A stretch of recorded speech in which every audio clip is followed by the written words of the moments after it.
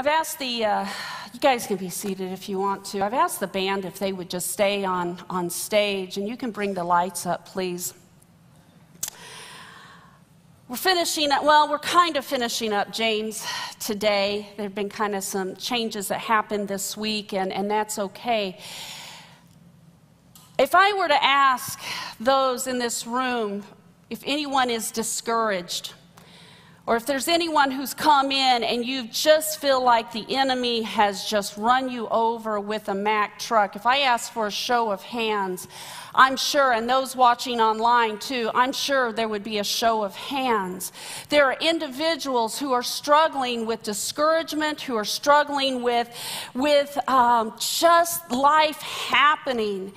And today I want to bring a word of encouragement to us. We've been in James. James has been stepping on our toes. James has been doing what James does. But today I want to bring a word of encouragement to you, to me, that as the enemy may be trying to come in like a flood, that today a standard. Do you know what that word means? It means a banner of victory has been established. It's already been established, and today the victory is his. Now, I want y'all to get involved and rejoice and to preach along with me. I need this morning. But this morning, I pray that as we give the word, we're going to be given rapid fire word today. I pray that it begins to encourage you, that your faith is going to be stirred today like you've never experienced it before. This week, I got word the individual that was supposed to speak was not feeling well, so we made a change of plans, and I had not really been studying to prepare to speak this Sunday because someone else was supposed to, and I came into the sanctuary, and I was walking the floors, I was listening to worship music, I was reading James 5, and I was on my face. I mean, I was just in the presence of God, and I'm like, Lord, our people need a word this morning. Our people need a word this morning. I don't know if you needed a word this morning. I came in needing a word this morning. And as I was praying, as I was pouring out my heart before God, all of a sudden I had a picture in my mind as clear as everything. And the picture was, right now in southern Illinois, we're in a place of, you could say, drought. We've not had rain, good rain, in a while. In fact, in our backyard, my husband's been working in our backyard, and the ground, he's been working in the soil, and it's like powder, because it's so dry. The ground is crying out for rain. The ground is crying out for saturation. It needs the water. And as that picture was as clear as everything in my head, I happened just to open up to James 5, and all of a sudden this verse, you've heard me talk about light bulb moments. You heard me talk about that? That's exactly what happened. This verse jumped off the page to me. And this is what it said. Be patient. Be patient as you wait for the Lord's return. Consider the farmers who patiently wait for the rains in the fall and in the spring. They eagerly look for the valuable harvest to ripen. You too must be patient. Take courage, for the coming of the Lord is near. And this verse all of a sudden just I started seeing different things in it. Patiently waiting, not in a place of turmoil, not in a place of trying to figure it out or even being anxious as we are waiting, but it was a patient waiting, knowing that it is coming. And we too know the rain is coming. We just don't know when it is, but we're calling out for it. We're calling out for it in the natural. And I want to tell you, church, and along with several people, I've been in 2 or 3 prayer meetings this week that have been so powerful, praying for our congregation that there's going to be a refreshing rain of the Holy Spirit that will pour down on this place. That should get us excited. That should get us excited. Joel 2:23-29 talks about the rain of the outpouring of the Holy Spirit as a refreshing rain where there has been dryness and barrenness. And in that portion of Scripture, he comes in and he says something that most of us have heard. We know, you can probably quote it, and it is this: "Then, after doing all those things, I will pour out my Spirit upon all people. Your sons and your daughters will prophesy. Your old men will dream dreams, and your young men will see visions. In those days, I will pour out my Spirit even on servants, men and women alike." And while this scripture was fulfilled on the day of Pentecost, it is also being fulfilled now. Now, the refreshing rain of the Holy Spirit. But church, we need to know that our lives need the refreshing of the Holy Spirit. Do we even realize that we need the outpouring of the Holy Spirit? Often we come into services, let's just be honest. We expect worship, expect our team to lead us into a place of worship. We also expect, a 3 or 4 point message. And then when we leave here, we're just as dry as what we were when we came in. I can speak from experience. Maybe that hasn't been you, but that's been me. I have left here just as dry and as unchanged as I was when I came in. You know, we say the vision statement of our church is that people have a life-transforming encounter with Jesus. And those aren't just words that we say or quote. Those should be words that we cry out for. It's not just for the unbeliever to have a life-changing encounter with Christ. It's I need a life-changing encounter with Christ. Every day, I need a life-changing encounter with Christ. I need to leave this place changed. I need to be desiring the pouring out of the rain of the Holy Spirit. I love how that scripture talks about the rain in the fall. The latter rain is what that is. That's how it is defined in some versions, the latter rain. We are in the fall season. We are in the latter rain season. We need an outpouring of His Spirit. But what I love also about James 5:7-8, it says that they are waiting. And the word wait in the Greek and in the Hebrew, it means to expect. I want to let that sit there for just a second. They're waiting in expectation. They're waiting in expectation, believing that God is going to show up. Have you come in this morning? Maybe you're watching online, or you came in our doors this morning and you've been waiting on God for an answer to prayer. Maybe you've been praying for years. Maybe it's weeks, months, years you've been praying. But have you been expecting God to answer those prayers? Next Sunday, I'm going to give you just a teaser here. We're going to have testimonies, and one individual is going to share. And I'm going to say this: if you can get to this church, get to this church next Sunday. You can watch it online, that's fine. But I think it's just going to be just so powerful in this house. An individual is going to be sharing about praying in expectation for years for God to do something. I'm not going to give all the details because it's too good. And how God showed up, God answered the prayer, and it was so mind-blowing. When this individual told me this, I mean, I had hair standing up, tears just running down my face, because God, His faithfulness, she expected God to answer, that He would fulfill His promise that He gave to her. We know that the Word of God, the promises of God are yes and amen. And she held on to that. But let me ask, did we come in this place this morning in expectation? Or did we come in with a religious duty? I think you said something like that, Daniel, a while ago. A religious duty of checking in and checking out. And I did my Sunday morning duty, and then I can go about my week. Did we come in with expectation this morning? I am waiting in expectation. 1 John 5:14 says, when we can be confident in our waiting and expectation that he hears us whenever we ask for anything that pleases him.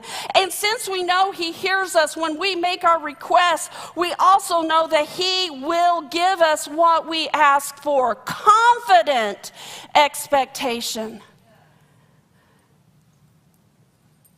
Are y'all soaking? Is that soaking in? This is a word of God. This week, I tell you, as I started getting just revelation, it was just like so powerful to me. But it also says in that verse that we should know that the coming of the Lord is near. The coming of the Lord is near. We can say we've heard that for 2,000 years. The farmers know how to tell the seasons. They know when to plant, when to harvest by seeing the seasons, the changing in the seasons. And we as believers, we can look at our culture today, our political climate today. I was having a conversation earlier about even come so quickly, Lord Jesus, how can it get any worse? But the coming of the Lord is near. But I want to ask for a little bit of license this morning with that verse, and that is this: do we look for his coming into this room when we gather? Do we look for his coming into this room? We know the scripture says where 2 or 3 are gathered in his name, he is here. We know that. But do we look for the manifest presence of God? That's where we become aware of his presence. That's when we can sense it. That's when we recognize that he is here. And that's when miracles happen. We sang this morning, we need a move. Has that been your heart cry at all? That has been my heart cry. We need a move of God in this place. We need a move of God in my life. I need a move of God. It goes on, and he says this, verse 13. Are any of you suffering hardships? Let me make it a little more about today. Are any of you facing some big, insurmountable things in your life today? Bigger than you? Maybe it's been loss in your life. Maybe it is anxiety, depression, discouragement. Are you facing any of those things? Maybe it's divorce. We were talking before service about this time of COVID, that divorce rates, separation rates are skyrocketing right now. Marriages are falling apart right now. Are you facing that in your life? The Word of God says to pray. And you can say, but I've been praying, Lori. I've been praying. I'm not seeing anything. Nothing's changing. This thing is eating me alive. It's inside the pit of my belly, and it is eating me alive, and I'm not seeing any changes. Well, here's what we know. John 15:5 tells us that apart from him, we can do nothing. Many times we can't figure it out. Many times the thing is bigger than what we are. Maybe it is a giant in our face, but here is what we know, that with God, nothing is impossible. As we ask in faith, that's what the Word of God tells us, we can hold on to, that nothing is impossible, and what the enemy meant for harm, the Lord is bringing good for the saving of many. You may not figure out, how is this even going to be good? How is this going to be turned around? I don't even understand this. But we can trust. We can trust in our God. We can trust in our God. Think about David when he's facing Goliath. I can't even imagine. I can't even imagine facing that Goliath. And he has weapons that David doesn't have. But David has something that Goliath doesn't have. And as David is facing him and he says, you're coming against me with weapons that you're trying to destroy me with, here's what I'm doing. I'm coming against you in the name of the Lord of the armies of heaven. Church, that is what we have. That should get us excited. That is what we have. I pray that brings some encouragement to us today. Do not be discouraged. Do not be afraid.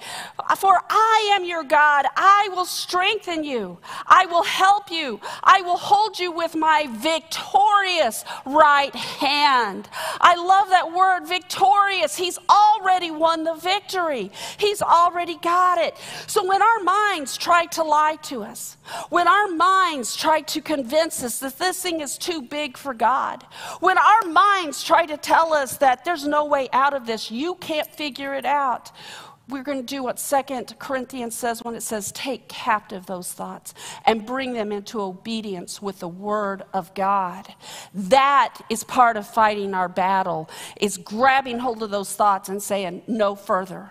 You can't go any further. Fear, you have no hold on me. Anxiety, you have no fear on me. Depression, you have no fear, you have no hold on me. For greater is he that is within me than he that is in the world, and even my own thoughts that the enemy is trying to defeat me with. Greater is he that is in me. Greater is he that is in me. James 5:14 says this, are you sick? Do you need healing? It says to call the elders, have them pray over you, anointing you with oil.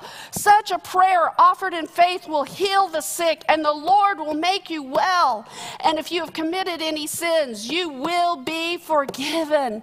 You see, he is our God, our healer. He is our healer.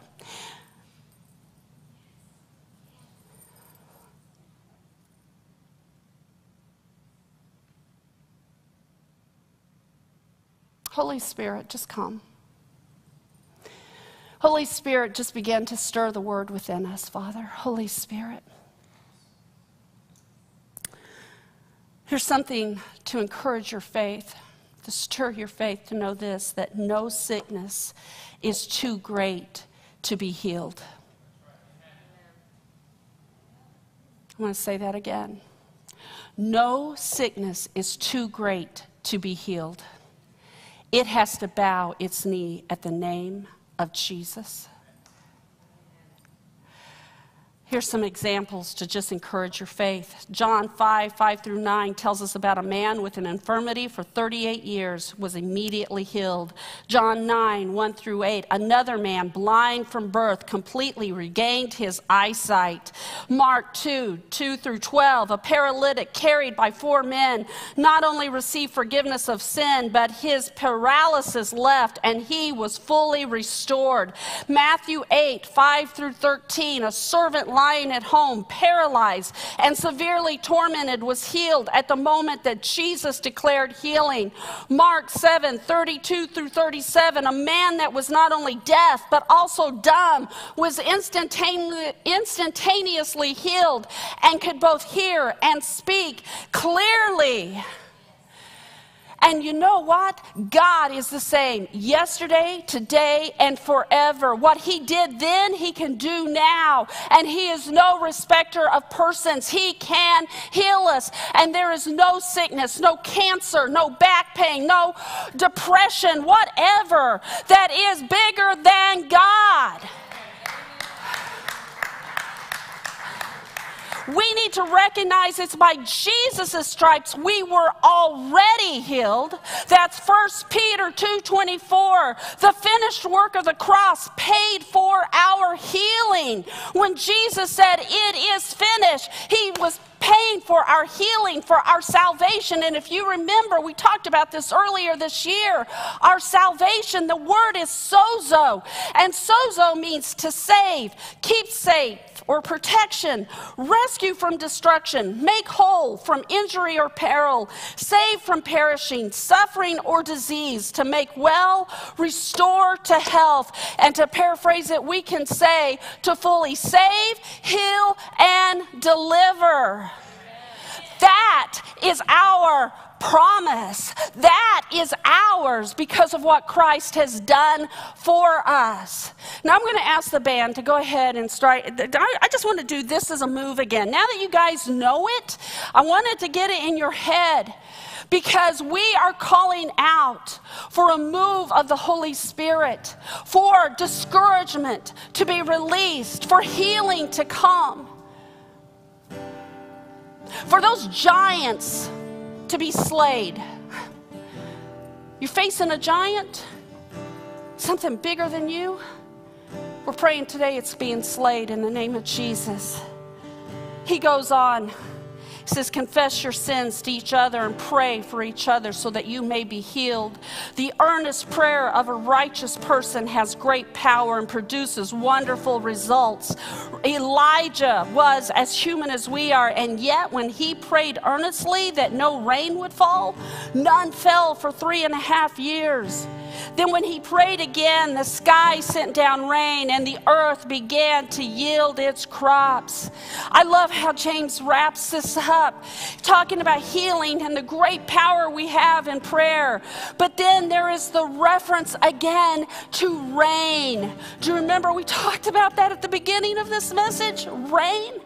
And I know that he is referring to the power of prayer that we have.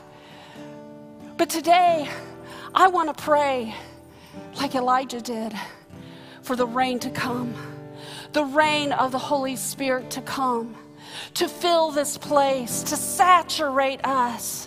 When you read 1 Kings, Elijah's praying and he sends his servant out. And he said, do you see any clouds? And the servant would come back, no, there's no clouds. He sent him out, he came back, no, there's no clouds. Finally, the servant comes back and he said, I see a cloud the size of a man's hand. And Elijah looks at him, he says, hurry. This is my paraphrase, rain is coming. This morning, I see a cloud the size of a man's hand spiritually. As we call out for the rain of his Holy Spirit to fill this place. So this morning, I'm going to ask you to get out of your comfort zone. All right? If you can't tell, I'm filled and overflowing. You're probably going, wow, she's like really blowing us away today. That's all right. I'm just filled. I'm filled. Just his presence has been so powerful this week. Do you need a refreshing of the Holy Spirit? Do you need a new infilling, a new baptism, not a baptism, but just a new refreshing of the Holy Spirit? You've not had that in a while. Today, are you discouraged? Nothing is too difficult for our God. Nothing is impossible with our God. Have you been waiting for a long time for an answer to prayer? You've been praying and holding on, believing for the salvation of a loved one, for the prodigals to come home, for healing in your body or in a loved one. And you've been holding on and holding on. I want to tell you, come with expectation, believing that you don't have to worry if he's going to fulfill his promise to you. We can expect God to do what he's promised to do. Maybe you quit expecting for God to show up. I'm just tired. I'm tired. He's not going to show up.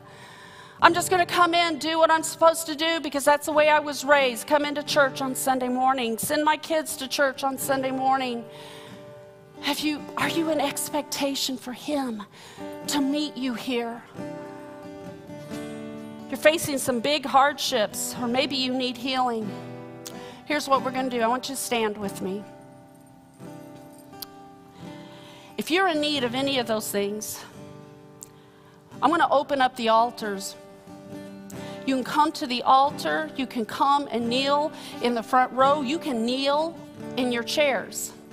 If you want to walk the aisles, I think Tina said that earlier in your worship, you can walk the aisles. But today, we're getting a hold of God.